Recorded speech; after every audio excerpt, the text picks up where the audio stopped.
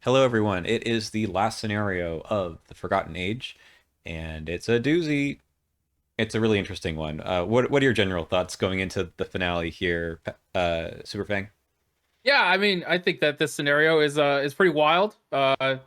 It's definitely a finale of all Mm-hmm. time. Yeah, let's get right into it. I feel like there's just so much that can go on that we have to sort of talk you through what tends to happen. So, some introduction as usual. Yeah, so the first major thing that it happens is it actually checks if the braziers are lit, which was something that occurred in the most recent interlude. If the braziers are not lit, aka the braziers remain unlit, then everyone actually begins the scenario with two fewer cards in their opening hands. Uh, Boo. this is the main reason I always take torches, Mm-hmm. Mm-hmm. because that is so bad. Yeah, it's awful. Yep. Other than that, there's just some flavor text about whether or not you found the missing relic or the relic is missing, and then we can go straight to setup. And So this we have our. Yeah, Oh, the go ahead. setup is like crazy, right? I feel like there's kind of three different versions of this particular scenario. For sure. Yeah. And I think it's based on basically just the encounter set. So you have your base encounter cards, and then depending on how many more cultist or tablet tokens you have in the bag, you get a different additional set of encounter cards. So if you're going the cultist route, which is Ishtaka, then you get the dark cult encounter set in the encounter deck. And as we know, that is the acolytes and the wizards of the order and the mysterious chantings. uh, I guess Alejandro's posse have been Mm-hmm. finding you Mm-hmm. at this turn. Well, However, yeah, we'll talk about them, but like I think they're kind of a showstopper in this one if they're here. they definitely can be, indeed.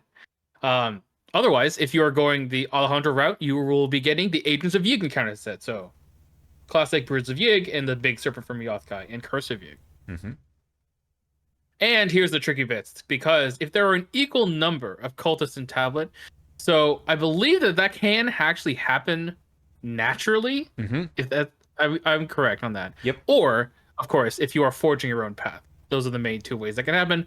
Then you get both encounter sets instead. Okay. And that's tough. All right. Well, we'll begin at the Nexus of Inkai. We have some scenario cards that we can set aside, as well as some other stuff.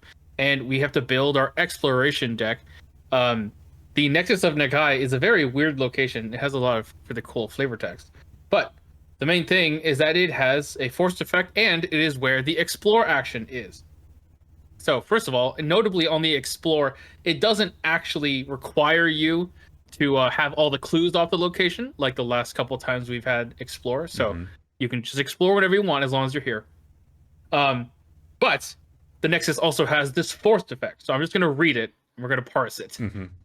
After you move from Nexus of Ninkai to an otherworld location, or vice versa, take one horror for each clue on that otherworld location. Okay. So what that means is I'm just going to put one out here. This is an otherworld location.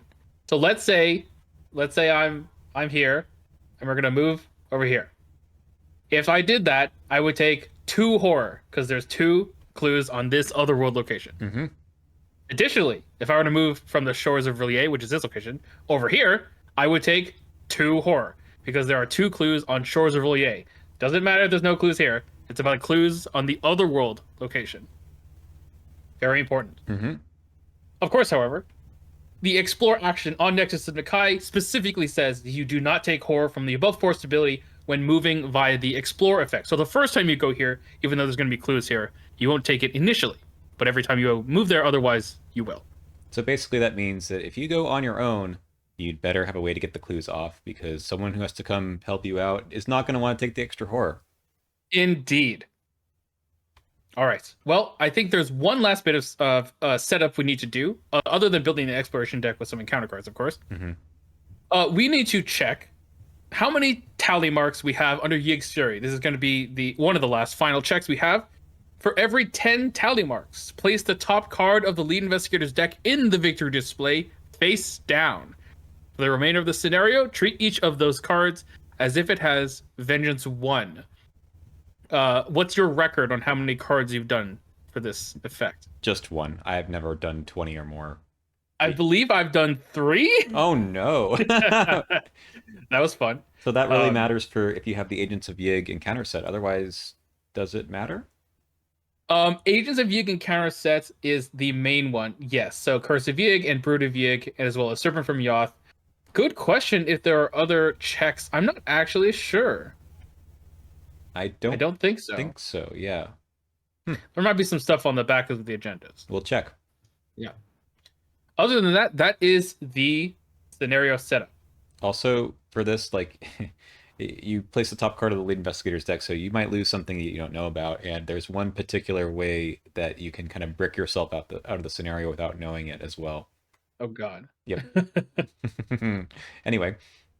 Yeah, so what we have right now is we have our first agenda. We just have 6 Doom. It has this very interesting force effect, is that if the investigator with the Relic of Ages in their hand, deck, or discard pile dies or eliminated, then you have to go to Agenda 3B. I wonder why that is the case. Maybe because that particular item is important in this scenario. Otherwise, we have our act, which is just some clues that we need right now, and they have this very helpful, not helpful, I mean, a force effect that they thought about is that they have a bunch of enemies that have the spawn keyword for the empty locations. And if there are no such locations, then you have to actually put out a new location and spawn them there. I think it's just the cultists. I believe it is just the cultists, correct. Yeah. Okay. Well, they didn't want you to just discard them right out and continue on your merry way. It actually makes it really tough, though, because if they spawn one of these guys here, now suddenly you go there, take the horror, and deal with the enemy. Indeed. Yuck. All right, so let's go through the exploration deck, most likely. So we have 3 encounter cards in here as well. We'll also get to those when we get to the encounter deck. But starting out, there's also an Ancient Evils in there, so be wary of that. Yay. So you only need 2 per clues, so that's actually Yes. not too many places to get clues from, because this place has 2. And then notably these, sorry, 1. Notably, these locations tend to have a fixed number of clues. Yes, I believe that the reason they did that is because of the fact that like the horror can kind of scale if they did per investigator clues, right? So you'd be like, I'm gonna have one person take 4 horror. Oh, God. Yep. So yeah. Anyway, let's start with the Shores of Villiers. So 1 shroud, 2 clues. Gets +1 shroud for each doom on each card in Shores of Villiers, including itself. And when it enters play, you put a doom on it. So of course that can include cultists or indeed the Brotherhood cultists, as well as arcane initiates, which is hilarious. Ultimately not so bad, I think. Yeah, I mean, you can kind of work your way around that. Next, we got the City of the Unseen, 4 shroud, 1 clue. Forced after 1 or more doom is placed on a cultist enemy at City of the Unseen, you place an additional doom. So importantly, that will count the Acolyte trigger, because that is after it enters play, it'll come in, and then it'll have another doom, so it'll have 2 doom on it. You can see, though, with the cultists in the well, you always have the Brotherhood cultists, but to have the extra cultist set, this can get pretty thorny. It can. All right, lastly, we have Yuggoth. Hey, we're going all over the place. 2 shroud, 3 clues. As an action, flip a card on Yuggoth to its doom side. Sorry, flip a clue to its doom side. Draw a card. Why? Clue on Yuggoth. I guess it's to remove the horror problem, maybe. That's true. Yeah, you're like, I can't investigate a 2 shroud. I'm just gonna get out of here. I don't know. Yeah. All right. Well, of those, we're gonna need to get two per clues, and then that's the beginning of the scenario. Pretty straightforward. Let's advance it. We have a very special card here. We are returning to another time. The story is that now that we're entering Nikai, we have to set the timeline back in order.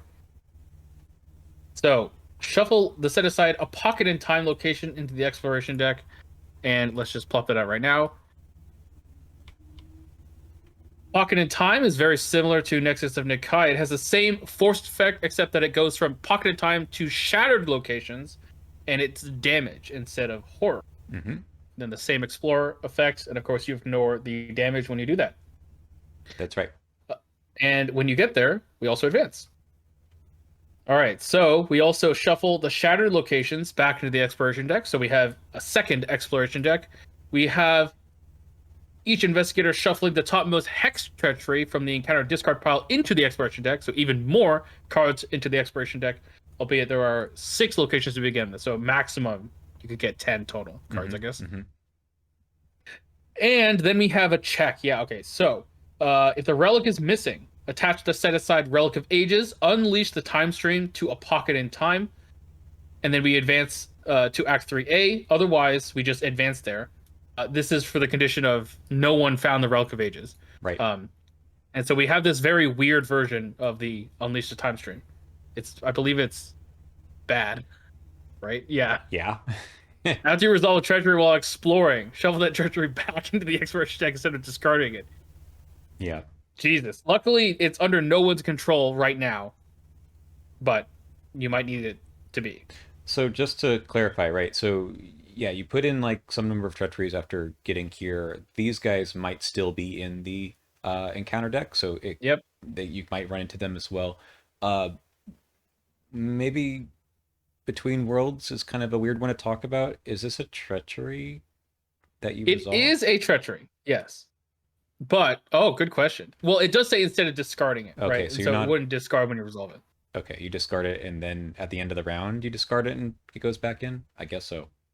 Well, Or no? this trigger is after you resolve, and after Mm, this is resolved, it actually just stays in play, which isn't discarding it. So okay. that replacement effect wouldn't happen. Okay. Because the timing effect is already passed. Okay. Correct. Yeah. Oof. Anyway, we'll go back to that one because it's rough. But yeah, It is a very interesting card. I usually Yeah, try to make sure to avoid this, so I try to keep the relic. indeed. Yeah. You probably don't want this kind of relic. So keep the old one if you can. Hmm. And notably, like I think sometimes people have these questions about does the forest effect matter if you're not there? Yes, this is just like a global effect that's just in play. Oh, that's interesting. Yeah, I didn't realize that. It does say it's under no one's control. Hmm. But it is a forced effect. Uh, After you resolve it. Hmm. But I thought the U in this case would refer to the controller of the Relic of Ages. Okay, maybe I'm wrong, but I think this is kind of like how there might be forced effects on like locations, right?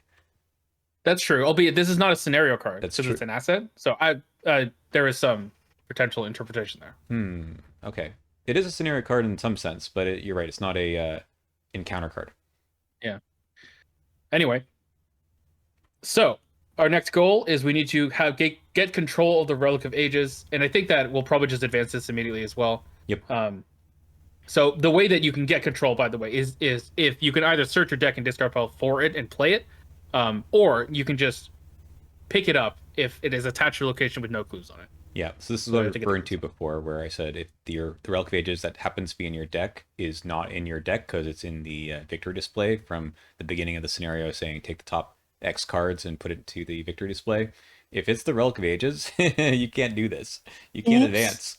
Oops. I'm sure that's not necessarily intentional, but No, oops. it's yeah. Plus, I Yeah. think when I played this on my channel, I had it in my discard pile, and then I pulled as Wendy, Abandoned and Alone, and it got removed Oh from the game. God. Also not intentional, but you can brick yourself if you don't have a way of controlling the Relic of Ages. That does seem bad. Actually, now that I think about it, before we advance this, we should probably advance the agenda because by this time you'll probably be doing that, and there is an important thing on the back of this agenda, I believe. Sure. Okay, we're gonna do an encounter deck shuffle. We are going to spawn the set aside formless spawn at the Nexus of Nikai. This is a big dude, Big boy. big boy. 2 fight, 10 health, to evade a monster abomination elite. Massive. It cannot move or be moved. Okay. It gets +1 fight and +1 evade for each doom on each card in Nexus of Nikai, and it deals 3 and 3. Jesus. Mm-hmm. Victory 2. That sounds Victory nice. 2 though. Love That that is in a nice. finale, right? Absolutely. Uh, Okay. I also wanted to say, like, it's interesting that this doesn't scale by player at all, player count. No. I guess you're just supposed to ignore it and evade it probably. Mm-hmm. Anyway, this also goes to the victory display as vengeance. So more vengeance. We have agenda 2A, again, just 7th doom. I actually forgot. Oh yeah, I remember what happens at the back of this. We'll get to that again. Mm-hmm. Okay, let's advance the act. So if the Relic of Ages leaves play for any reason, you shuffle it back and you reset this. So you'll have an opportunity to get the Relic of Ages again if someone loses it. Otherwise, very importantly, this is when they come back. So if Ichtaka is set against you, you spawn Ichtaka at the Nexus of Nikai. If Alejandro is set against you, you spawn him at the Pocket in Time. To note, it is possible that both of these are true. Yes. So if you are So you not may spawn on, both. if you're not on either of their path, then they will both spawn. And if you're forging your own path, they will both spawn. So Correct. hmm, let's take. Although, not even if you're forging your own path, right? It's possible that both of them are angry, even though you're not forging your path. Yes, if you're not following either of their paths, yeah. Correct. Correct. Yes. So let's take a look at them because they're fun and interesting for a finale. Let's do it. So Ishaka spawns at the Nexus of Nakai. The Scion of Yig. She has 4 fight, 6 per investigator health, 4 evade, humanoid monster, serpent elite, hunter, and retaliate. Goddamn that retaliate. Mm-hmm. Action parlay. Test intellect 5 to plead for your life. If a cultist symbol is revealed during this test, you automatically succeed. If you fail, she attacks you. If you succeed, you flip it over and resolve her text. Let's do that after we talk about the act. Definitely. We also have Alejandro. Mm-hmm. 6 fight. Holy shit. Mm-hmm. 4 per investigator health, 3 evade, humanoid cultist elite, alert, and hunter. Action parlay, the same test, except that it checks if a tablet rule is revealed to automatically succeed. Victory 2. I like that. Yes. So I do, flavor-wise, I do very much like that if you have more of the symbols of their path, it's easier for you to auto-succeed this test. Mm-hmm. To a certain extent, it's still hard if you fail because they just attack you. I have to say the art on both of these is amazing, and the flavor text, well, the subtitle, I guess, on Alejandro, or is he, reminds us of the custodian in City of Archives. Indeed. All right. So at this point, our final act is ready. We need to mend the shatter. So if you are at a shattered location with no clues, you test willpower or intellect 3. If you succeed, attach your location face down to the Rock of Ages, and then move everyone there back to the Pocket of Time. And we need to get a number of locations equal to 1 plus the number of investigators who started the game. So if we're on a 2-player game, we need to get 3 total shattered locations. Mm-hmm. Let's look at those locations. Let's do them. So you're exploring from here, basically, and someone has the relic with them. Let's start out with Nakatas. Here we go. 2 shroud, 3 clues. Action. If there are at least 3 cultist tokens in the chaos bag or sealed on cards in play, you get all the clues and draw that many cards. Yay! I like it. Yay! Love it. And victory 1. Mm-hmm. All right. Next we have Valusia. Hey, it's the serpent place. Mm-hmm. 4 shroud, 2 clues. Same text. If you have 3 cultists, you heal 2 damage and 2 horror, and you set its shroud to 0 for the remainder of the game. Cool. That's pretty cool. Mm-hmm. Healing is good here, I think, because you're going to be taking a lot of shit. So yeah, just from moving around, and well, the map is not going to be your friend in this one. Indeed. Next we have Mew. 1 shroud, 4 clues. While you are at Mew, the first Skull Cultist Tablet or Elder Thing symbol you reveal during each skill test gains, reveal another token. That's, well, I guess that's, depends on the tokens, but they're all kind of bad. Kind of. They are, but not, the modifiers are okay, right? Exactly. And honestly, the tablet doesn't really matter, because if you fail, then you fail. Yeah. So that's all right. All right, next. We got the Ruins of New York. I love this one. Me too. After Ninja's play, you make a token out of the lead investigator's top card, and you make 2 instead if there are 3 or 4 investigators. Those cards are flying polyp enemies with 2 fight, 2 health, 2 evade. They deal a damage, and they have the monster trait. That's so cool. Mm-hmm. Yeah, isn't there like some like lore with the flying polyps fighting the Aeons, I want to say? Potentially? I don't know, but that makes sense. So we've got a couple of future locations. We got an ancient location. Oh, 3 ancient locations so far. 1 future. Oh, yeah, those are 3 ancient. We have 1 future. Speaking of future, oh, this is the ancient. Oh, okay. Atlantis. Oh, here it is. Yeah. This is what happened to it. So I love this also. Forest, after an autofill symbol is revealed during a skill test at any location, very important. Place a Doom on Atlantis. Then if there are 3 or more Doom on Atlantis, you remove Atlantis from the game. Each enemy and investigator that was at Atlantis is defeated. It sinks into the ocean. Exactly. That's so cool. Yep. That's so cool. Okay, that's right. This one is the one from the future, I believe. Present day, I guess. It's the Plateau of Lang. 3 shroud, 1 clue. Forced after you reveal an Elder Thing symbol during a skill test at Plateau of Lang. Take a horror. I wonder why that would react to Elder Things. Yeah. Uh, Mountains of Madness, Yep, quote down at the bottom. indeed. All So, right. yeah, one clue here. So, your job is just to move here, get all the clues, whichever number it is, make your test, which is 3 willpower or intellect, and you go back and do it Yep. again. Not bad. It's not bad. Ultimately, it's kind of like a fairly straightforward final scenario, at least if you are going this route. Hmm. All right. One thing we should also do is on the second agenda.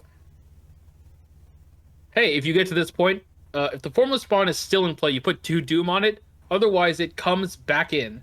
Sorry, I should say it goes into the encounter deck if it was in the victor display.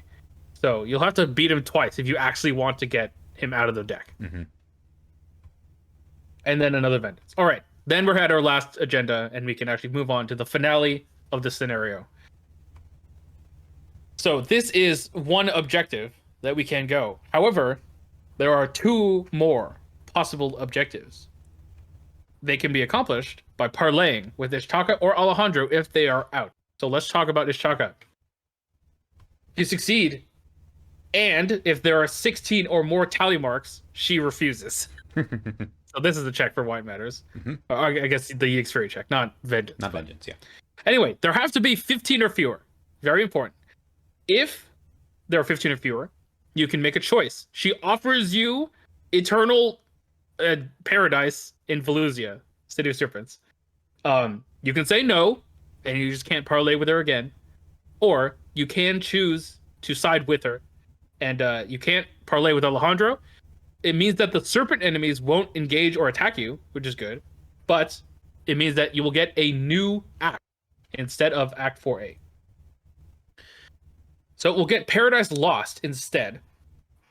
If you are at a shattered location with no clues, you do the same test, and specifically, you have to attach Velusia to the Relic of Ages, and that will cause you to advance, Only which 2 is clues. not that bad. Yeah, the tough part here, and the same thing with Alejandro's, is just you need to pick out the right one instead of just any 3 out of, if you're doing 2 player out of the 6, it's Right, 1 out of the 6 you have to find. exactly. All right, well, if you didn't talk with Ashaka, you may talk to Alejandro Vela. This one doesn't require Yuxuri to be less. You have a choice, though. You can do the same. Uh, he wants you to go to Nakatis with him and live the best Yithian lives. Hmm. Um, you can say no, or you can say yes. You will side with Alejandro. You cannot parlay with Ishaka, and the cultist enemies don't engage or attack you, which honestly is kind of bad because then their doom just sticks on them. But then you can still attack them. Um, Yeah, why didn't it say that they don't get Doom? That seems like that would be better. a better version of this. And notably, she is a serpent and he is a cultist. Ah, very important. That is true. Hmm. So you don't have to worry about them either. Correct. Albeit, it removes the card from the game anyway. So Yes. yeah. Yes, you're right. Anyway, we do get time lock, the last option for the act. Same action on a shadow location, no clues, and all you need to do is attach Nakatis to the Relic of Ages. So again, instead of getting 3, for example, you only need Nakatis, for example. Hmm. All right. And honestly, like clearing these off once you get to them is not difficult. There's only the set number of clues, and then you take the test, which you better be able to pass one of those 2 tests, right? Yeah, hopefully. Hmm. Okay.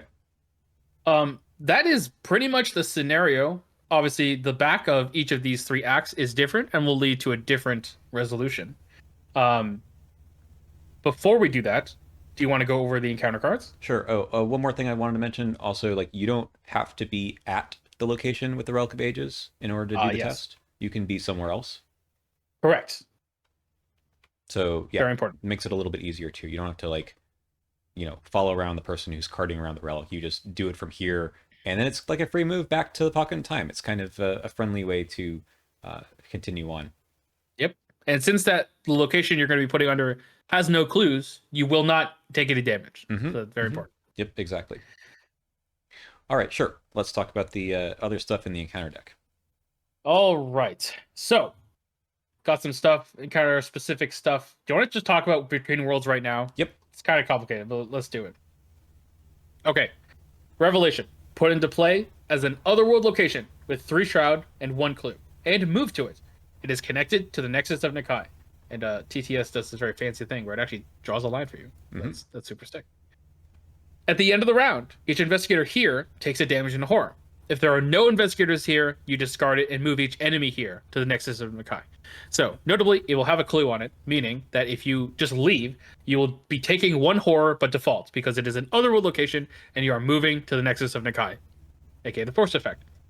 Correct. So, if you don't want to do that, you can discover the clue off of a 4 shroud location, sorry, 3 shroud, and then move on. But of course, that is the risk there. And if you're still here at the end of the round, then you take a damage and a horror, and then another horror for coming back here, right? Most likely, yes. Yep. I like the card. It's like really cool. It can be tough. Oh, wait a minute. You're stuck here. You don't actually get moved back until no one is here, right? Oh yeah, that's right. Yeah. Okay. And then the other part I think we were talking about earlier is that if you get here from the Explore deck, Specifically while at the Nexus of Nakai. right, then you that do not take horror from the above force ability is not a thing, because that's only if it is a connecting location, so a successful explore. Correct. So you'll draw the card instead. You'll be forced to move there from the Nexus, and then its force ability would trigger, because the force ability would be, previously was modifying the Explorer, and you failed. So Right. Oh, so there's a lot of random damage and horror in this scenario. That's kind of, I think, the one of the 2 biggest difficulties, I think. definitely. And this card is also really painful if you did not start off in Nexus and Nakai to begin with, and you were down here. Yeah. Then you need to cart yourself back up Yes. through the formal spawn, who's likely going to be here. Yes. And perhaps it's Shaka. She's just spawned. She does have Hunter, still should be chasing you, but Mm-hmm. these 2 are definitely going to be around here somewhere. So. Yep. And you got to walk through again. Yeah. So if you can avoid this somehow, then it's a lot easier. For sure. All right.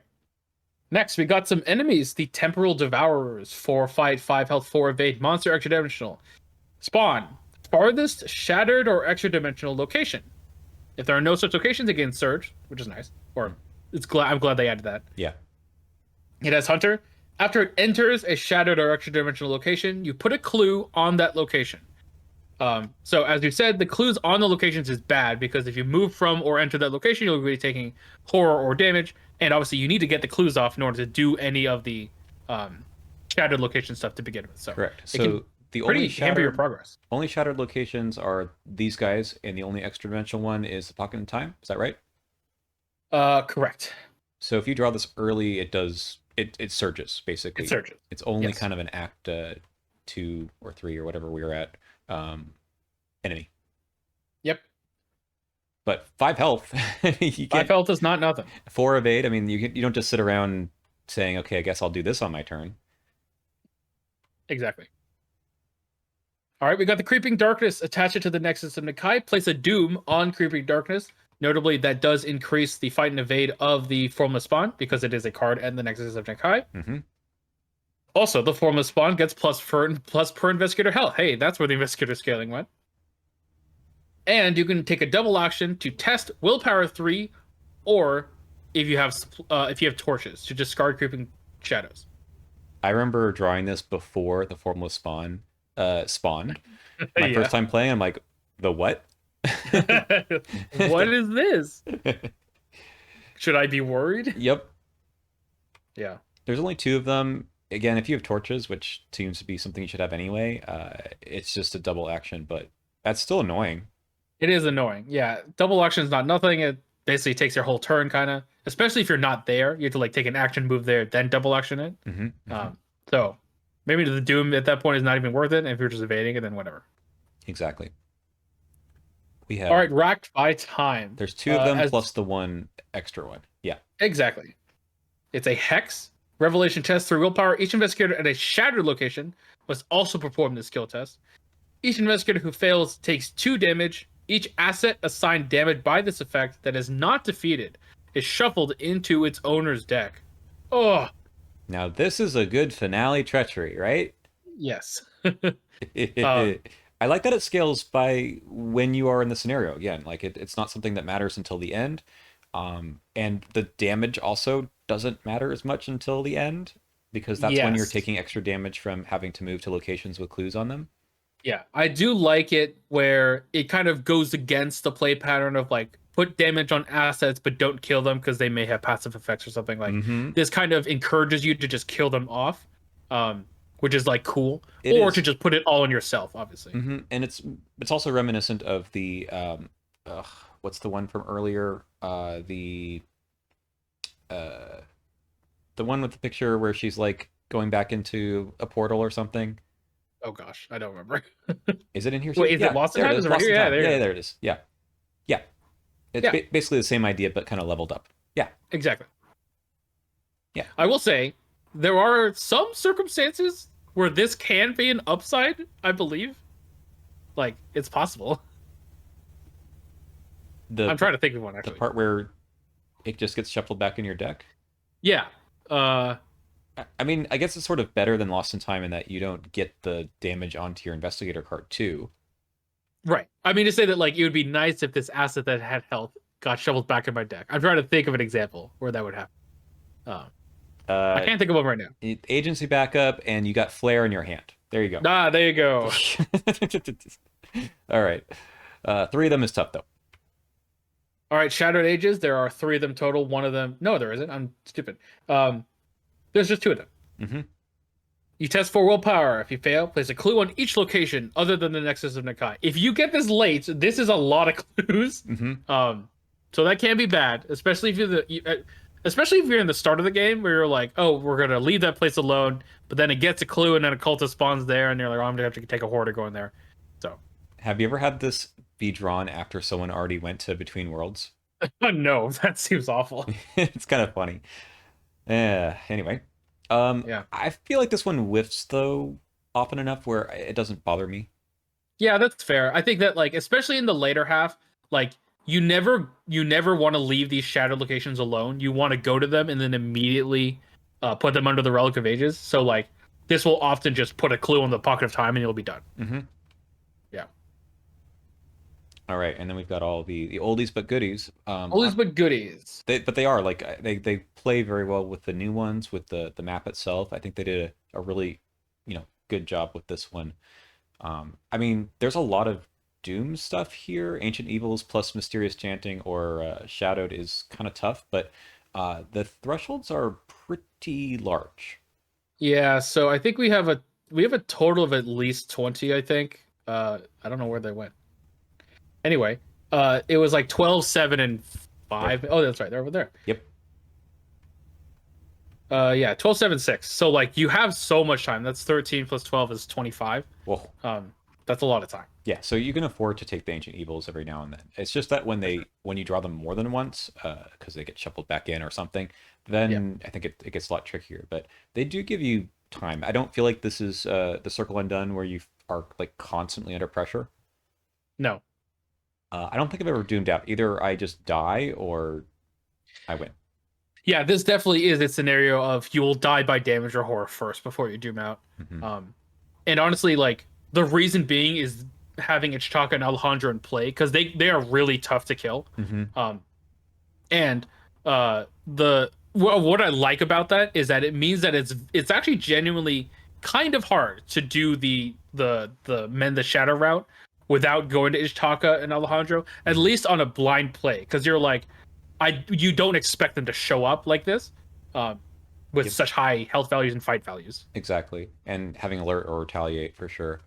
Yep. The other part about the just sort of to comment on the damage and horror kills you, it's also because I feel like if you're running to get Doom off of cultists somewhere where you don't want to go Yep. because you don't want to Doom out, it's the damage and horror getting there that kills you Exactly. first. It like gets substituted for the doom that you would It take. kind of exactly that way. Right. So maybe since we've I think discussed everything here, the non-blind playthrough, right? It's a lot easier. Even if you have both of them showing up, here's the thing: you have the option to advance Act 2. Uh-oh. Okay, so you can kind of figure out what you're supposed to do on a second or third playthrough because you don't have to advance Act number 3, right? Exactly. So this is the one where you have to control the Relic of Ages. Well, it's you get the clues and then you take that action, but you don't have to do it. So if you know that when you advance it, you spawn two big elite enemies, or one at least, then don't do it till you're ready. The other weird Yeah, part about that is that you don't even have to um, delay exploring. exactly. You can explore prematurely, get all the clues off, and then come back. And then when you're ready, you can advance, get the Relic of Ages, then just like rapid fire go to each location and put them under the relic and finish it off really quick. I mean, especially it's a case with larger player accounts where a couple people can just be sitting at the pocket in time and kind of gear up. Someone can go, tank the Explorer deck and then try to get to one of them, and then you say, all right, let's advance. We can start doing this. Exactly. So that kind of Obviously, there takes. are there are some ways the game tries to stop you, notably the Shattered Ages, but like Mhm. again, it's rare that that even occurs. And there's only two of them, so Yeah, yeah, like it's really fun on the first play, but I think it doesn't ask much of you once you get going. Like if you don't get shunted back to the beginning and you can just evade these guys and walk away, you can clear these locations off quickly. Like this is scenario 8 and you have got tons of XP in your deck probably. Uh, Getting 3 clues off of a 2 shroud, even a couple off of a 4 shroud location is not that big of a deal. absolutely. I pretty much am in agreement. I think that like the blind playthrough of the scenario is the best that it gets. Where you're like, oh my god, things are happening. Oh my god, Ishaka's here. We're not gonna make it. We need to like talk to her and bail us out, kind of deal. Hmm. Um, other than like, but when you actually go into it, like the scenario itself is kind of just straightforward. Hmm. That said, again, the 3 different versions, I'd say, right? Like whether or not you have all of these cards in your encounter deck with the cultists, I think that makes it a lot harder, That's true. just because it requires you to have an answer for moving to locations that you didn't want to go to, because none of these guys are going to spawn on an empty location. Yeah, But the acolytes, I mean, there's other solutions for them, right? Like that's their core set cards. But the mysterious chanting is going to really speed things up. put Any- two Doom on Alejandro Vela. Yep, it's happened. It has happened. But Oh god, if you draw Words of Power after this Doom on Alejandro Vela, you're just fucked. bring evade in this campaign, right? Ring of Jade. But he's got alert. Absolutely. He does have alert. It's pretty bad. Yep. Which of the two do you find spookier? I think Alejandro is spookier. I think that 6 per investigator health is not as bad as 6 fight, in my opinion. Mm-hmm. Because for me at least, failing the fights against Alejandro, obviously you're not gonna get retaliated on, but it is if you're going for actually killing him, 6 fight is a very large ordeal. Yeah. Whereas the Chaka is just kind of a health sponge. Yeah. I agree with that. I mean, I like that their numbers are still all pretty big for Yeah, a finale. That's good. But ultimately, you also can just kind of ignore them. If you have exactly. a high enough player count, someone can just sit there with them. You don't even need to try to attack them. You can just sit there. I will say, Ishaka is a little bit harder to ignore purely based on the fact that she spawns on the Nexus. Because True. you're gonna be or want to be down here to deal with people or to deal with enemies that your seekers might draw when they're at these other locations. Hmm. And so it requires Ishaka to hunt at least once for that to be efficient, as well as you don't want to be at the Nexus when the formless spawn also comes back. Right. Um, Which so you might not, depending on how quickly you go. that is true. That is true. Okay, I have to ask. I am a coward. I have never done either of their routes. I find it a little strange that basically you might be trying to go to like Alejandro's route, and of course he doesn't show up, right? So she's the one who shows up, and then last minute you like do this switch and say, I guess I'll go to Volusia. Yeah, I think it would be interesting if on this text it specifically doesn't let you choose them if you restored Ishaka's faith or learned about whatever what's his face, right? Hmm. Um, that would be interesting. To actually like go the full route, you couldn't do this. Yeah, if he remembered I agree everything, with that. yeah. So it's kind of odd, and that's partly why I've never done it, because I'm like, Yeah. I'm not on your side. I'm not doing that. So the my blind playthrough, I went we were trying to go with Chitaka. And I think that actually it's very interesting because the blind playthrough kind of felt like the quote unquote intended route Hmm. where you go for Ichitaka as much as you can, but we failed to impress Ichitaka in the Boundary Beyond. So she did not have her faith restored in us, meaning that she appeared here. Um, so what that meant was we still had two cultists in the bag, and so we were able to actually auto succeed on the test, and we decided to go with her to Volusia. So Ah, like it like worked out in like the story wise. But I agree, like it should prevent you from doing the other one if you've gone full on the one route. I agree with that. right. How did it go? Did you go to Volusia? Oh yeah, absolutely. We got to Volusia and we are like, okay, we're done. I guess we're done. Do you find it easier to just get the one rather than the one plus the number of players? I think it was actually interesting. We got kind of unlucky, if I recall. We had to go through at least like two or three, meaning that it basically did the same amount of work as if we just did the normal one. But we did it with Ishaka, I guess. So that was interesting. So I've only done the Mend the Shatter one, Yeah. partly because I haven't ever gotten this version of the Relic of Ages, so I feel like it's also not that hard to get through the Explore deck. Yeah, and again, I think that that's definitely true on a non-blind playthrough. Hmm. It's hard to see how easy this scenario is on a blind playthrough. Exactly. Uh, Yeah. so yeah, All right. Tokens.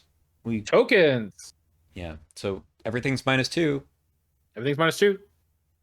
at the So end. -4 instead. Yeah. Blah blah blah. If don't see by at least one, place a doom on the nearest cultist enemy. Okay, that could be. Again, you have a lot of times. Hmm. Yeah, that's fine.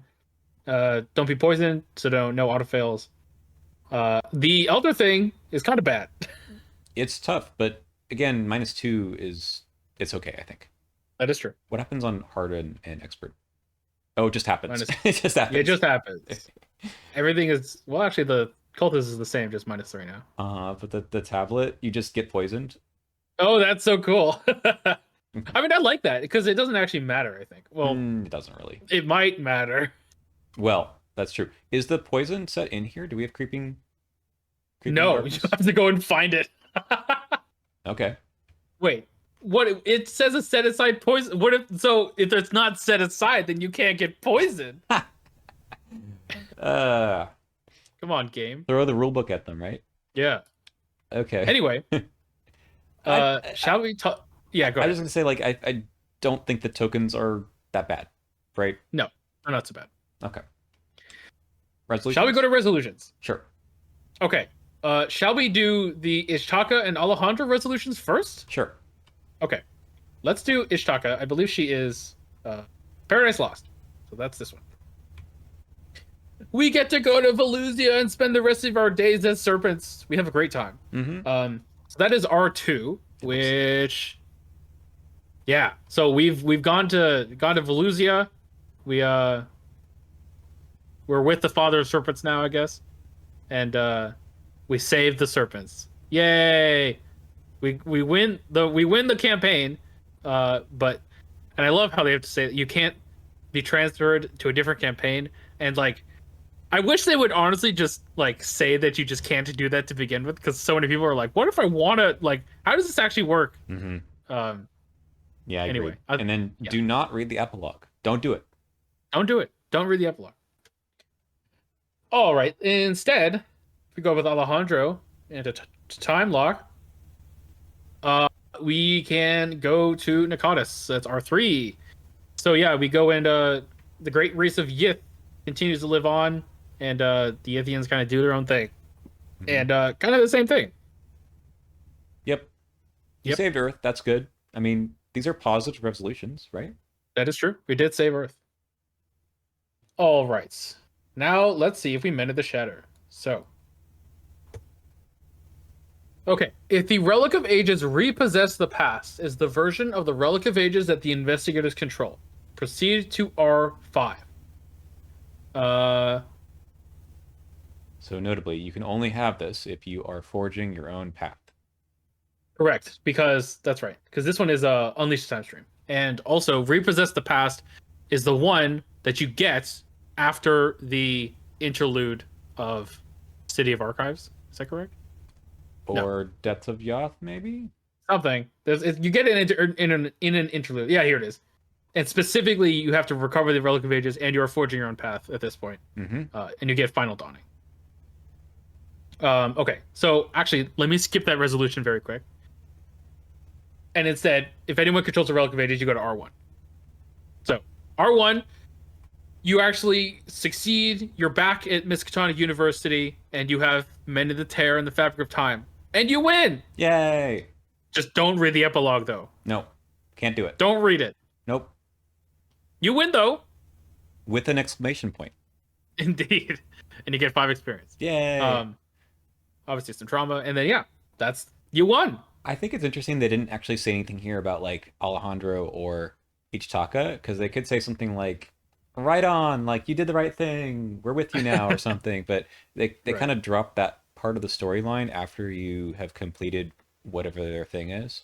Yeah, I agree. Like, I think that Ishaka, or like, specifically if you are going full path with them, right? Mm-hmm. Like that Exactly. would be interesting if you didn't face them as enemies here. Exactly. They could be like, we believe in you now. I don't, whatever it might be. There's like space they could Right. write something cool Again, there. like yeah, exactly. Like Ishaka could be like, I don't know, she now has restored our faith in humanity, and she's like, I don't know. And then like Alejandro's like, I'm back at the university and not a Yithian anymore. Exactly. Right. He's gonna write a book, a tell-all Exactly. book. Yeah, everyone's gonna think he's gone insane. Yep. Um, all Anyway, right, R5. R5. So the investigators turn back time, and there's nothing that states that we won the game. And we No. go to the epilogue. Okay. That's that resolution. Well, I think we'll talk about the epilogue later. Indeed. So, did we miss anything else here on the table? I don't think so. Nope, that's pretty much it. Cool. All right, let's talk about our ratings. We'll do that in a second. So we start off as always about replayability, and I think this one is neat because there are like 3 or 4 or maybe 5 different versions of it, just kind of based on what route you can take coming into the scenario and what route you want to go through during the scenario itself. That said, we did talk a lot about how the second or third time you play, it's a lot more clear as to what to do. Yeah, I agree. I think that you're right that there are some kind of change ups with how the scenario goes based on the path that you've taken.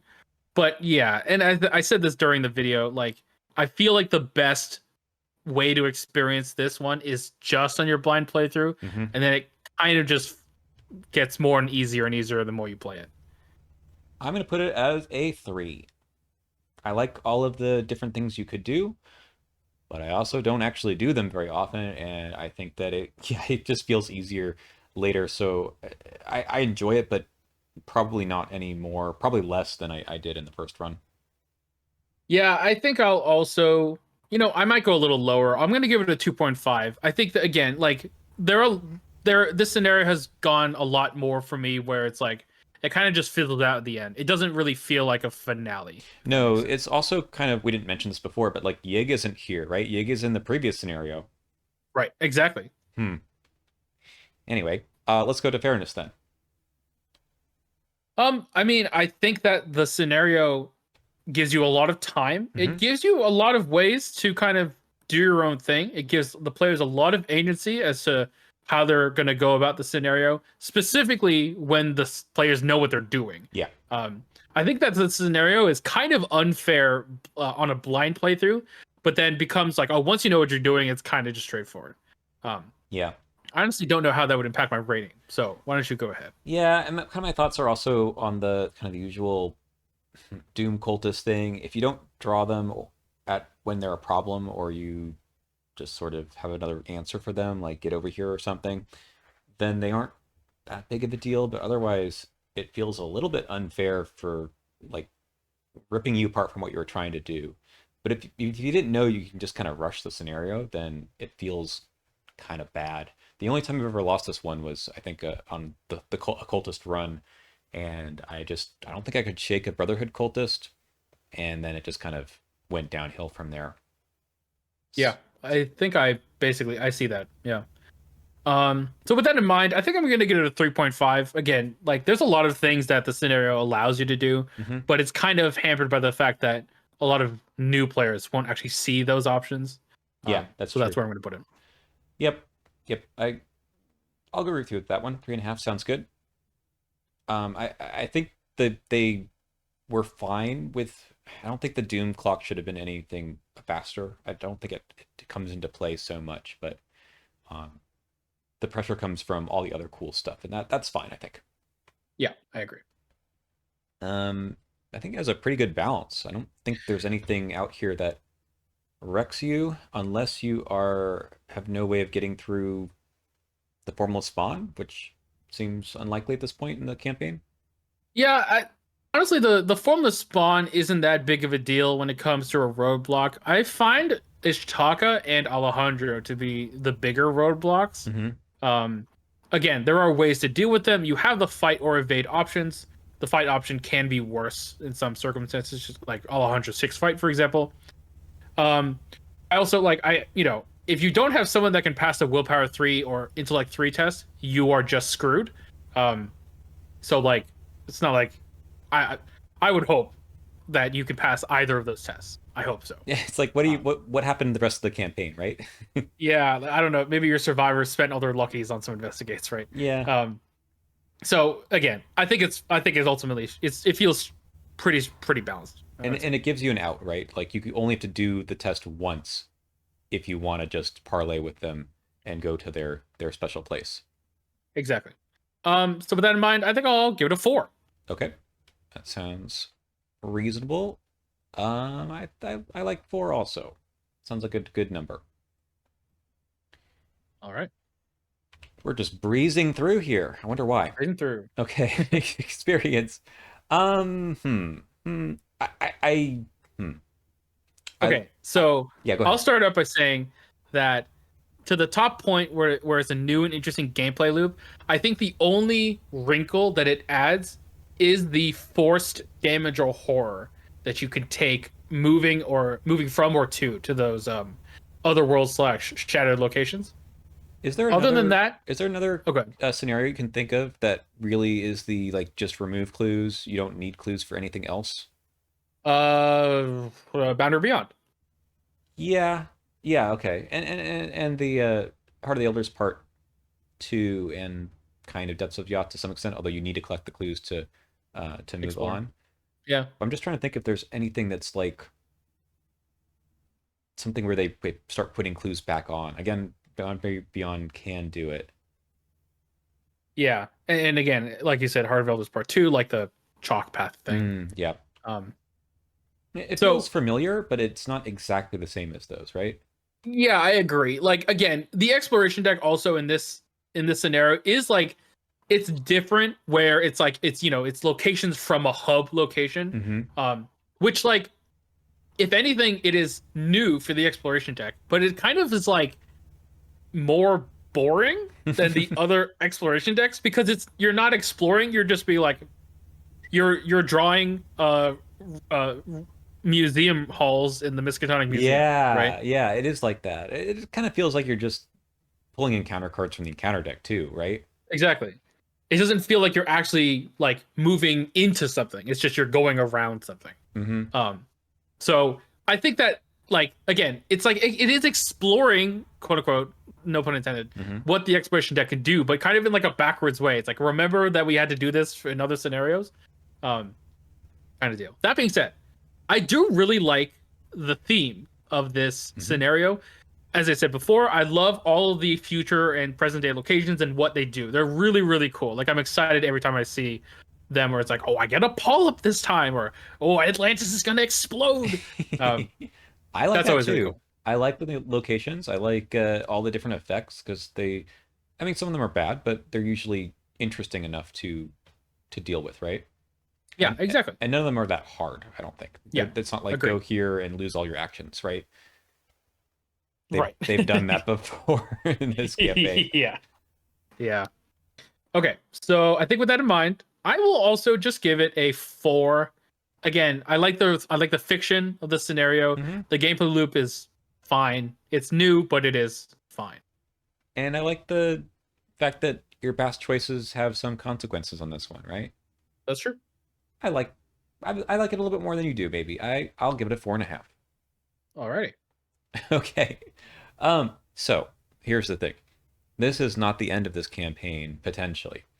So what we're gonna do is first we will go back and do the return to version of this scenario, and then we'll read the epilogue and talk about that. That sounds good to So me. I'll give you a little timestamp if you want to skip the return to stuff. Otherwise, we'll do that now, and then we'll talk about the epilogue. Okay, return to. So what has changed here, Superfang? All right. So the first thing is that we have the new exploration rules. So the exploration deck does not have cards in it to start out with, but after you successfully explore, you will shuffle the top card of the encounter deck into the exploration deck. Mm-hmm. I actually find that in this scenario in particular, this can be pretty bad. Yeah, this is going to be Um, tougher because you do need to go through a lot more of the encounter deck, and there's other ways to get treacheries in there too. Indeed. And if anything, I like the change in this scenario because it feels like a finale where at the end of the scenario it feels like it's harder and harder to get those shattered locations out, for example. Yes, I like it here too. Yep. Um Instead of the dark cult encounter set, if you have 3 or more cultists, more cultists, you get the other one, Yep. the replacement. And Uh, we have seen these before, yeah, and in this case, they're way easier to deal with because they don't spawn in empty locations, except except for for the stolen stolen land. mind. Yep. Yes. And you will need to deal with this guy because he does get to do him every turn. Mm-hmm. Mm-hmm. So it's they're just easier, honestly. If you can spawn a Brotherhood Acolyte at your location and just take him out with B Cop, feels good. That does feel good. Yep. All right, we have one new otherworld location for the first act, the Great Hall of Seleno. 3 shroud, 3 clues. Reaction: after you move to the Great Hall, place a doom on it. Look at the top card of the encounter deck, the exploration deck, or any player deck. You may discard that card. Ooh. Ooh, and it is a reaction, so you don't have to do this. Um, Honestly, I mean, I don't, do I do this? I mean, I don't know. Depends on how many Doom are in play, right? How close you are to I agree. advancing, right? You're right. Honestly, I feel like you should say you may discard that card if it's not a location. I don't know why it doesn't say that. Oh, that's weird. Can you actually put a location in the discard file? You can in Lost in Time and Space, right? There you go. They don't have revelation Well, effects though, so I don't though. you probably shouldn't. It stays in your hand. So anyway, I assume that if you look at it, if it's a location, you can't discard it. So Yeah, don't do that. and then we also have 2 more shattered locations for down here. First one, Ultima Thule. 4 shroud, 2 clues. After it enters play, seal the Elder Sign Chaos token here. Sag. Hmm. You can get it back. Just get the clues off. Do the test. That's true. That's true. Not there forever, but I like it. It is cool. Where's my It's search cool. the chaos bag for the auto fail chaos token and seal it? Yeah, yeah. Anyway, And we have Buenos Aires. It gets -2 shroud for each doom on it. That's cool. And then it accrues a doom every Mythos phase. this is kind of like the other ones that were the other world locations. I feel like. That's true. It's like the opposite. Mm-hmm. It's cool. That's kind of neat. So is this in reference to something? Like, Scarlet is there like Keys? something happening in Buenos Aires that's like ticking down or something? I don't know. I don't know. I just know that we go here in Scarlet Keys, so that's cool. Oh, that is true. Maybe that was the hint. I don't know. Nah. When was this? 2020? 3 years? 2 years ahead of time? Yeah, that's about time. Like you start thinking. Anyway. Yeah, maybe. All right, we have our returning encounter set to replace. Gosh, what is this replace again? The one with merging timelines. No, this is merging timelines. The one with the one I forgot about earlier. Yeah, That one. Anyway, merging timelines. A Terror Through Still Time fuck this and the card. other one. Yeah, okay. Yes. Still fuck this card. Okay, in this particular scenario, last time I played this scenario as Return to, I drew this 4 times. Oh my god. I discarded Did 20 cards. it lose you any actions? Uh, Not too many. I mean, I know that Okay. you've been like crushed by it because of that Yeah. before. I, And that way it wasn't, to be fair, it wasn't in this scenario where I lost all 3 actions on a turn. mm. That did happen well. So I feel like this is going to happen more often because this can go back into the Explore deck, right? Because of the act flip that Hex. says put this Yep. back in. Yep. Or And of course you can, yeah. yeah, it was 4-player too, so we just went through the deck. Anyway, these guys are here too. Yeah, these guys are kind of fine. Yeah. Yep. Okay. We do have 2 new cards. Unknowable Path.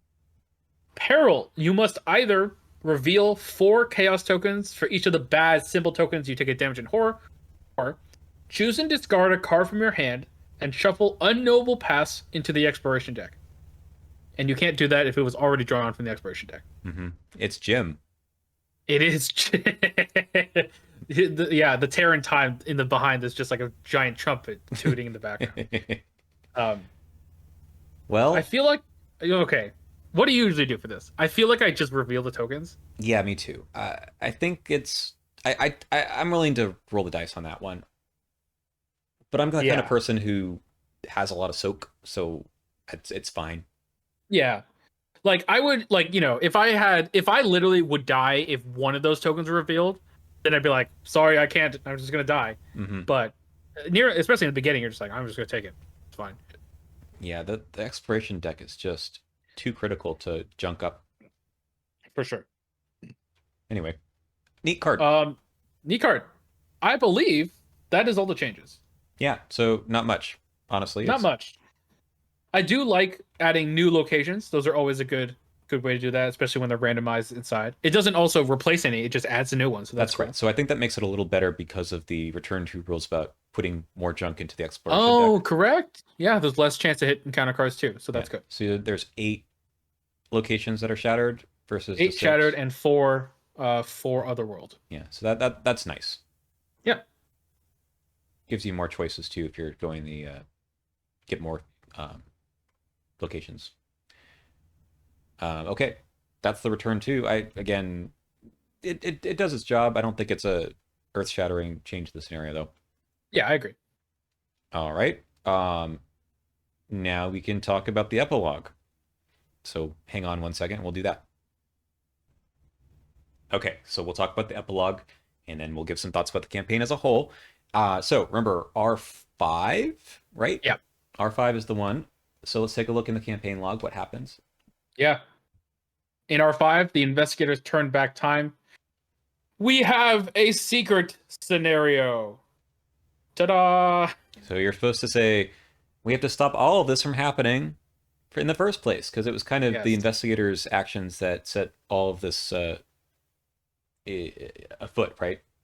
Correct. Yes, you took the Relic of Ages from the temple. Mm-hmm. And that was the crux of the timescape breaking. Indeed.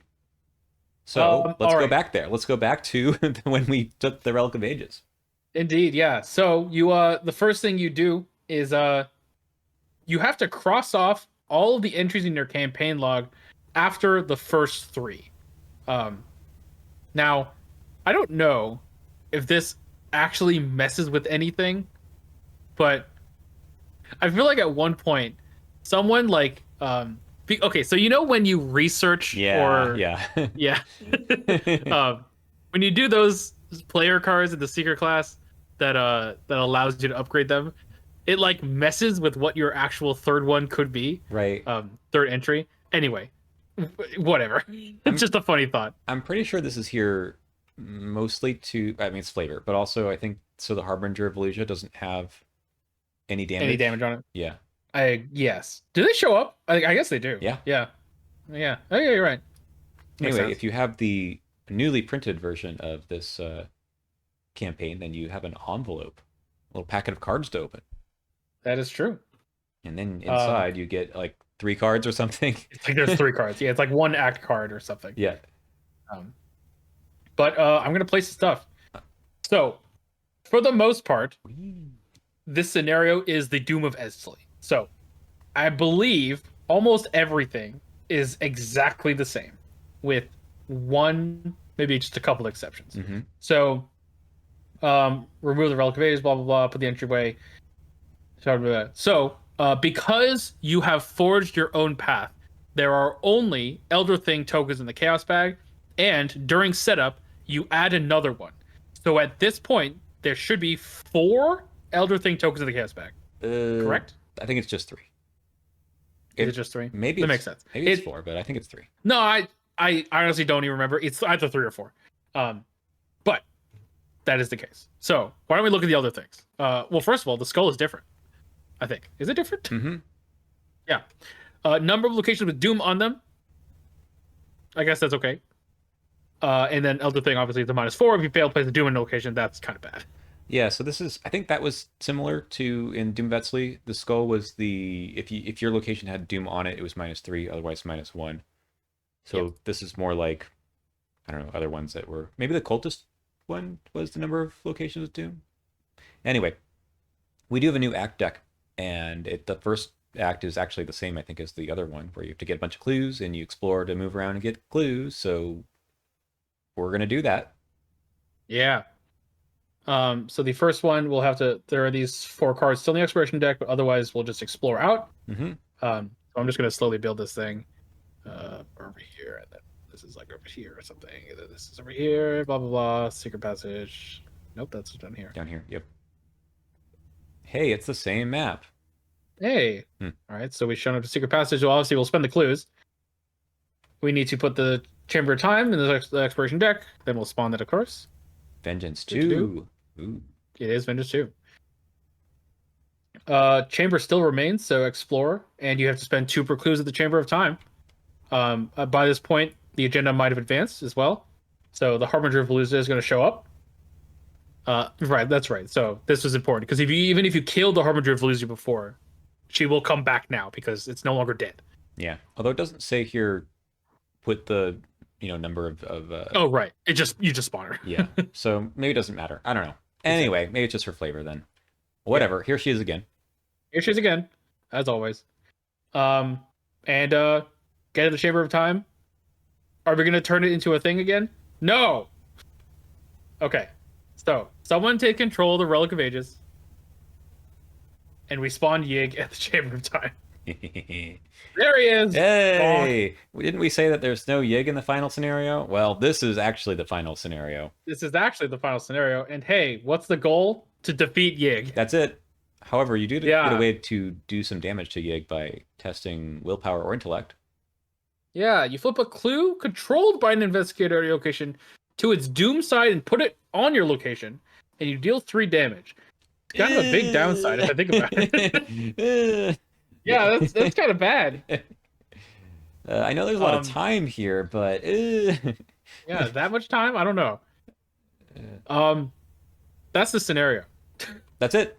Just go. That's it. Go kill this guy. Plus, go kill Yig. Also, just like the Harbinger's around and all the other snakes, and yeah, okay. Yeah. Mm-hmm. So yeah, just to reiterate, R1 if you succeed, everyone else is just everyone dies. If you die, you lose. Otherwise, you win because you have sealed the Relic of Ages forever, and you actually win. It is time to do what must be done. I feel like that's always like the end of these campaigns when you like do the right path, right?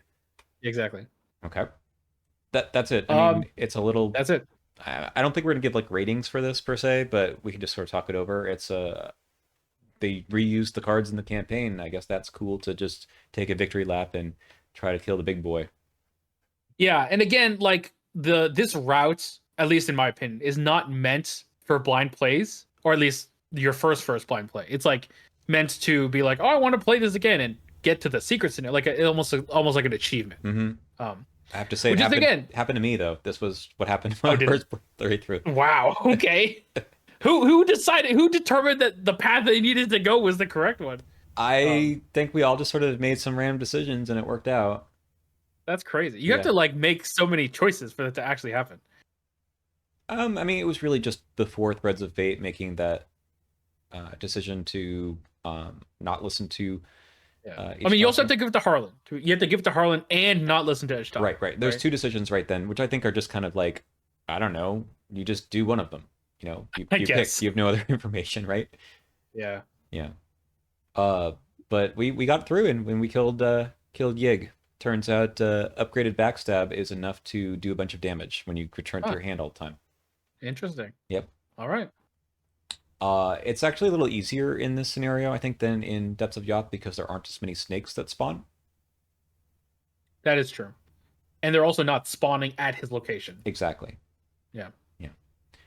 Uh, I mean, I'm glad they just threw this together. It's really harmless, but it's not like I'm gonna write home about this scenario like we are about the others. Yeah, I think that like I feel like it definitely feels like they wanted to have a secret scenario, but before the days of Edge of the Earth, they were like confined to the box contents, right? So they're Mm-hmm. like, how can we actually be efficient and reuse the space? And like to be fair, they did a good job of it, only requiring 3 additional cards and some text, right? Mm-hmm. Um, but like I feel like what this campaign suffers is that the non uh forging your own path finale doesn't feel satisfying, and also this route also doesn't feel satisfying to Yeah, me at least.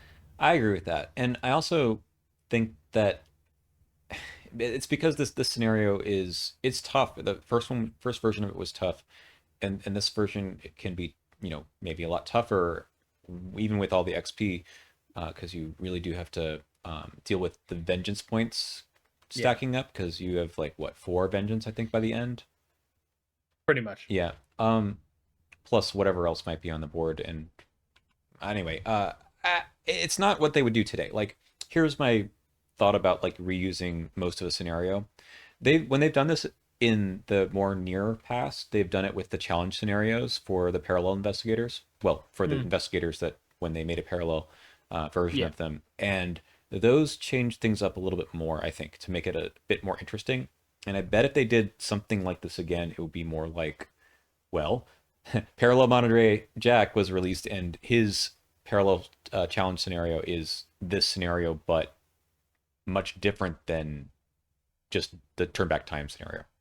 that's true. Albeit, I will mention they actually did kind of do a secret scenario in Scarlet Keys, kind of secret. Mm-hmm. Um, and I still feel like that scenario still kind of reused a lot of another scenario, right? If you catch my drift. It did, yeah. Um, so like I don't know if they're willing to do the whole like we will make a completely new scenario that is secret and that uses like new stuff.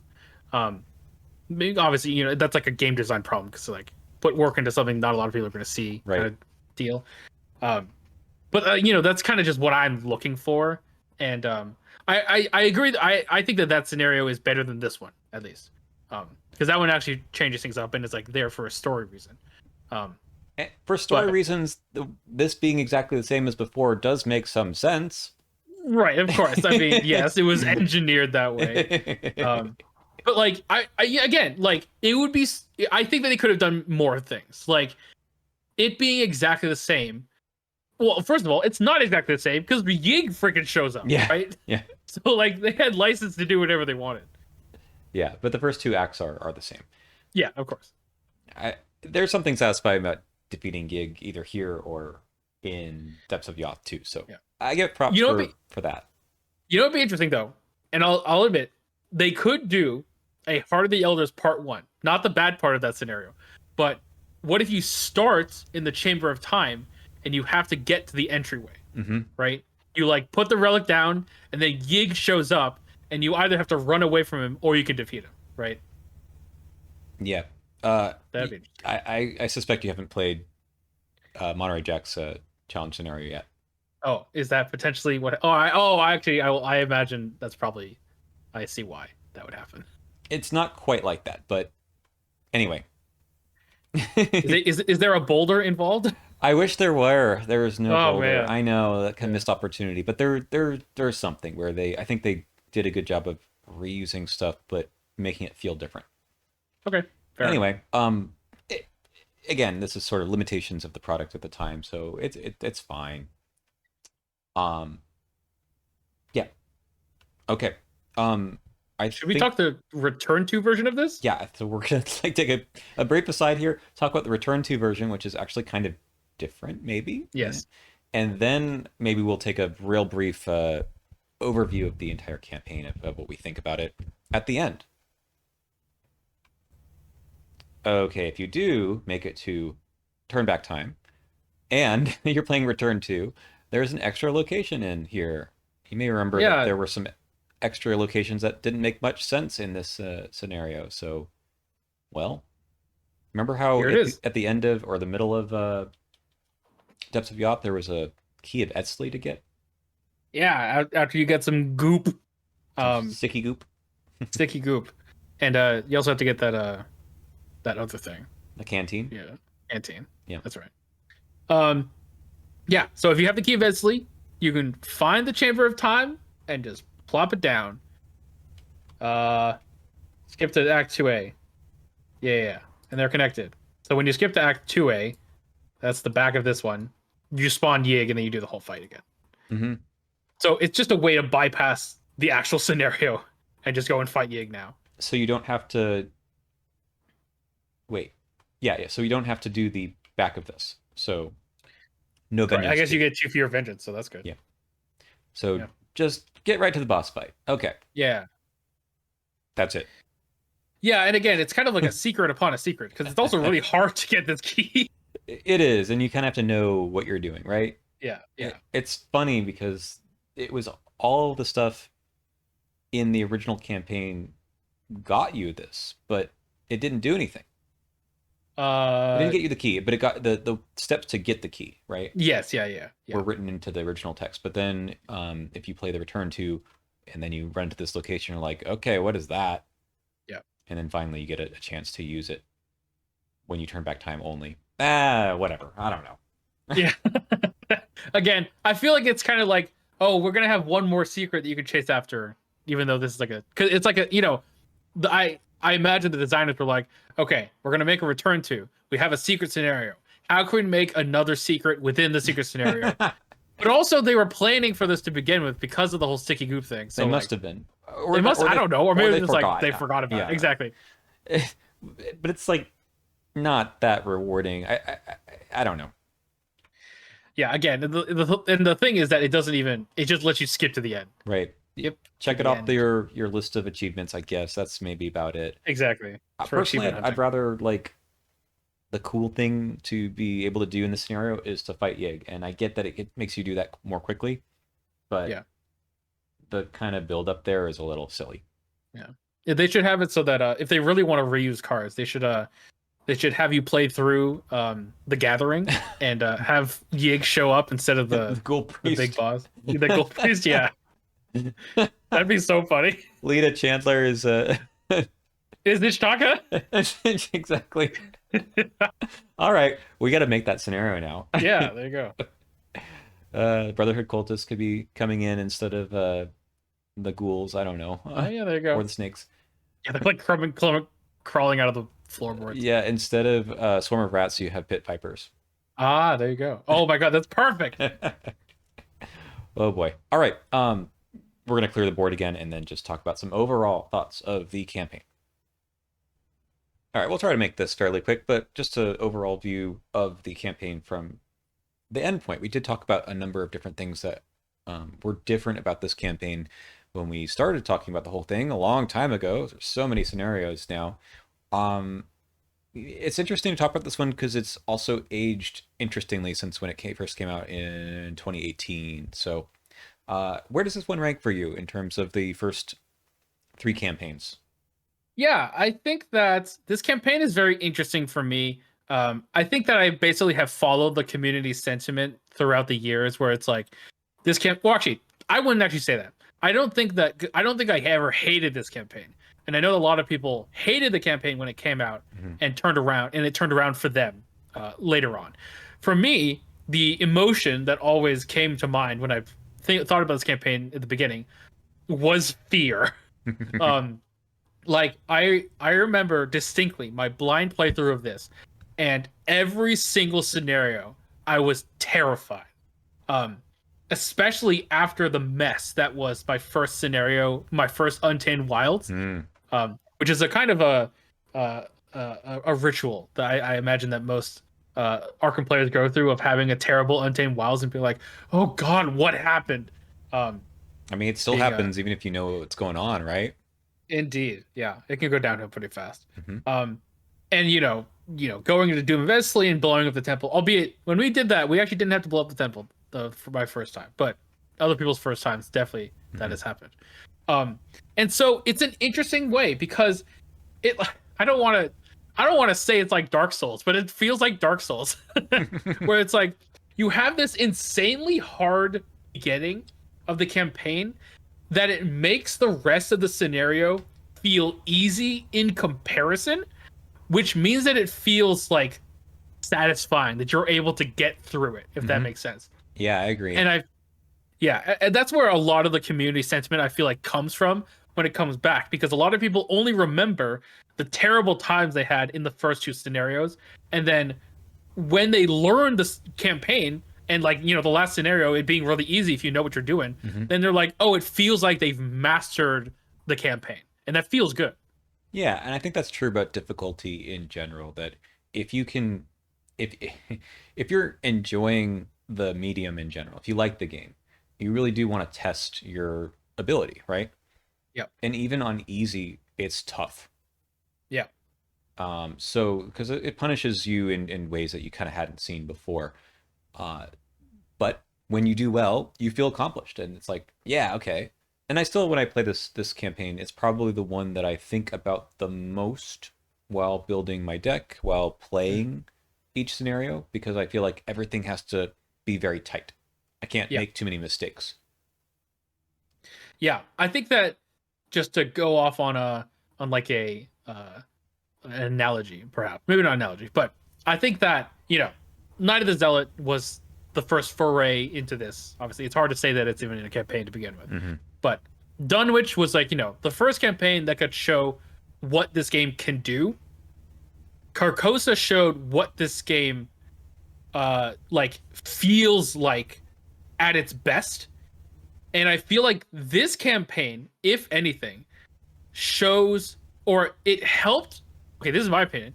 This campaign helped me be a better deck builder and like Mm. be a better player, Yeah. which is so interesting to say. I think, like, you're right that when I think about this campaign, I think about all of the ways that it helped me improve on, you know, tempo and deck building consistency and deck building flexibility. And because it broke the mold in what was expected, it means that it's like this game is supposed to be that you have to expect the unexpected kind of thing. Yeah, you're really right. And I think those the people who um, played it and didn't have a good time, or still don't have a good time with it, are still learning at that. I think they're still trying to Yes. figure out how to be a better deck player, or to make better decisions in game. And it's a you you become a better player that way, and that is good for the game in Yeah. general. I do understand that some people don't like it because you know they have certain expectations about what they wanted to do with their deck, uh, with what role they're performing, right? Because just going in through and beating everything up is not going to solve every problem, Yeah. or is going to make things more difficult for you later. Um, and they might feel disappointed, or maybe bored. But if you can get some clues, if you can evade some enemies, if you can do some other things as a fighter, you're gonna have a better time. And there's plenty for you to do otherwise, I think. One of the clearest examples that I think about is that my friend who played this with me on his blind playthrough as well, as and during my blind playthrough as well, was playing. First, he was playing Nathaniel Cho, Hmm. which that didn't end well in the first scenario since he wasn't able to kill anything. Um, so after we reset, he decided to go with Sister Mary, um, and that was a very interesting Sister Mary because obviously like blesses are good in this campaign, just because getting rid of that -5 kind of feels good with the bless, Yeah. but also she only has 5 health, and so it led to this discovery of being like you can get tech cards. You don't need to have a game plan for your deck by scenario 0. Like he bought the armor of Ardennis because he's like, I need health soak, right? Mm-hmm. So like it again, it kind of makes you a better player, or it can. Mm-hmm. That said, I personally still think that City of Archives breaks the mold of what the rest of the campaign is trying to tell you to do. I wish the I wish the downside for this one was not quite as harsh. That's my I can personal take. I see your perspective there. I think that I disagree because I think the City of Archives lends itself more into that I expect the unexpected kind of thing. Hmm. I agree though that it comes like almost at the very end of what you could expect. Like imagine if the ninth scenario is like it's time to expect the unexpected again and it's like it's too late. Or Right. this is the end of the campaign. Come on. Right. So like I agree from that perspective, but I think to me like it kind of just adds to that feeling. Um but like yeah. Yeah, the only reason I bring it up as the, sort of the failure of it being punishing is that when I've played this and the team couldn't make it through twice, I felt like it was kind of cheap, and it just kind of was a feel bad for the players too. Not for me as much, but for the other players. They're like, you know, we did so well on every other scenario, and then this was like a curveball. Yeah. It's a curveball within a curveball. Right, right, exactly. Yeah. Anyway, Yeah, I see that. I uh, also one last thing I wanted to mention is yeah. that like I think that the this campaign has like some of the highest highs and the lowest lows of the scenarios in this game. Hmm. Talking to you, Boundary Beyond and Heart of the Others Part 1. Because like legitimately and as I said this, like literally you get through these two. Threads of Fate is one of the best scenarios in the game. Hmm. You go through some of the worst trash in the game, and then for me at least, all of these are like bangers. So Yeah, like it's a really like roller coaster of a ride throughout this campaign. yeah. You know, I've played the Boundary Beyond probably maybe a few times since we reviewed it, and it's starting to grow on me a little bit. Maybe because it's the Oh no. Return to version, Oh, that's fair. Yeah, which I think is just better. But it is better for sure. it, I do think that overall, I mean, Arkham should be random. It shouldn't just be everything is predictable, and you should be able to prepare for every challenge. But I think it feels a little bit more even with the return to that maybe answers some of the difficulties from the first go through for players. I agree. I think that also the Return to is kind of it's hard to judge it on the blind playthrough, just because most people who play Return twos have played the campaign before That's true. Yep. and are like kind of using their knowledge. Hmm. But I agree. Yeah. Otherwise, like overall, I really enjoyed this campaign. It's probably one of my top two or three for sure. Interesting. Yeah, I mean, I think I like this campaign. It definitely feels like at least B tier to A tier. Hmm. There are some things that I wish it did more. I wish that the supplies were different. We talked about this throughout the whole campaign, where it's Mhm. like, wish there was more upsides for choosing supplies instead of no like less downsides for not choosing certain supplies. Again, that is more of a blind playthrough thing. Mhm. I wish that like I wish that the secret scenario was different in the whole thing. Yeah. And I wish that the last scenario was kind of like more exciting. But like they fixed that in the next one, so Right. Right. I mean, I'm pretty high on a lot of campaigns, I think, and maybe the more we talk about them, the more we'll discuss some of the ins and outs of yeah. my thoughts here. But overall, I find the experience to be really good. Yes. No, I agree. There's some tough parts that feel like, oh no, but the more I play Arkham, the kind of the higher those valleys feel. Yeah. Probably because it's not an outsized effect, right? Like it's like, oh well, we didn't do so well on Untamed Wilds, but we didn't, completely beep it, and we can move on and still do well later. There's so much XP in this one that you can recover from some bad beats. Yeah. And like I said, I think that definitely is a perspective from an experienced player who's coming at this campaign knowing the top of the hill. That's Um, true. So, Whereas, like, if you're inexperienced, you don't know where the top or the bottom of the hill is, which can be really frightening and like unsettling. and yeah, we probably should make that clear that for new players, I mean, I don't maybe recommend this being your first campaign at No, all. absolutely not. But it's also just tough on the blind playthrough, and it's probably too frustrating, I think, for many players. Yeah, And they could have fixed some of those things on the first pass through it. I think the return to helps in some sense, but I don't think the return to is a good choice for uh, a new player either. And I agree. I still think you should just play through the original version all the way through first. I would play like if I were to actually introduce this to a new player, I would play through the original version with one exception. I would add the return to rules for Boundary Boundary Beyond Beyond. specifically. Yep. And that'd be done. And Yeah, that'd be it. I agree that because it doesn't really affect anything, right? Because the Boundary Beyond, uh, you don't shuffle cards into the exploration deck. Exactly. Yeah. Yep. It just means that you don't have to spend 2 actions to draw an encounter card. Exactly. Right. Yeah. It's that's an easy fix, I think. All right. Well, thank you as always for chatting with me about these campaigns and scenarios. I think this is just a fun one, but I'm also looking forward to talking about the Circle Undone with you because we played it together. Indeed, we did. And I'm excited to talk about them as well. Maybe codify our thoughts that we had during our playthrough. And I've played it a few times since then, so I've got maybe some more other thoughts. All right. Thank you all for watching, and we'll see you again in the near future for the Circle Undone.